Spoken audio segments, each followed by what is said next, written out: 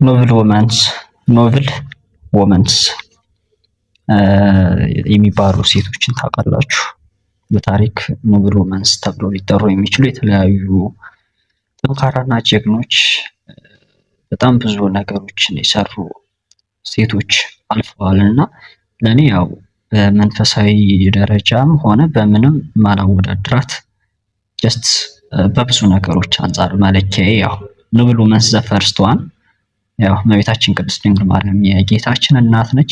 ከዛ ውጭ ባለው ግን በጣም ብዙ ኖብል ወመንስ የምንላቸው አሉ። በኢትዮጵያ በታሪክ ለምሳሌ እቴጌ ጣይቱን ማንሳት እንችላለን። እነ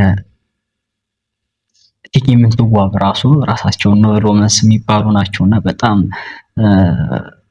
አስደናቂ ታሪክ ያላቸው ናቸው። ከዛ ደግሞ ቅድስት ክርስቶስ ሰምራን ማንሳት እንችላለን። ጀስት ለሰዎች ከመለመን አልፋ ለሰይጣን እስከመለመን የደረሰች ቅድስት እናት ነችና ሌሎችም ኖብል ወመንስ የምንላቸው ሴቶች እናቶች አሉና እናንተ ኖብልስ የምትሏቸው እነማን ናቸው? በጣም በቃ ልዩ ሴቶች፣ ጠንካራ ሴቶች ምናምን የምትሏቸው። እናቴ እንዳለች ነው በነገራችን ላይ የኔ እናት ያው ኖብል ወመንስ ከምላቸው ውስጥ ነችና የብዙዎቻችን እናቶች ያው በተለይ የሀበሻ እናቶች ሁሉ ነገር ተመቻችቶላቸው አይደለም ልጆችን የሚያሳድጉት ቤተሰብን ኃላፊነት የሚወስዱበት መንገድ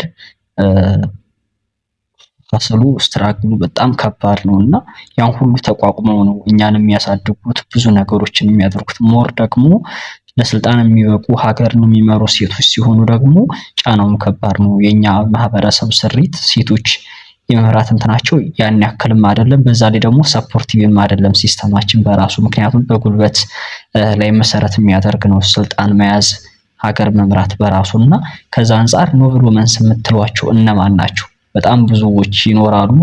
እኔ ቀጣይ ታሪካቸውን ይዤላችሁ እመጣለሁ። ዓለም አቀፍ ኖብል ወመንስ ልንላቸው የምንችላቸው ሴቶችን ታሪክ አዘጋጅቻለሁና እስኪ እስከዛ እናንተ ሀሳባችሁን አጋሩኝ።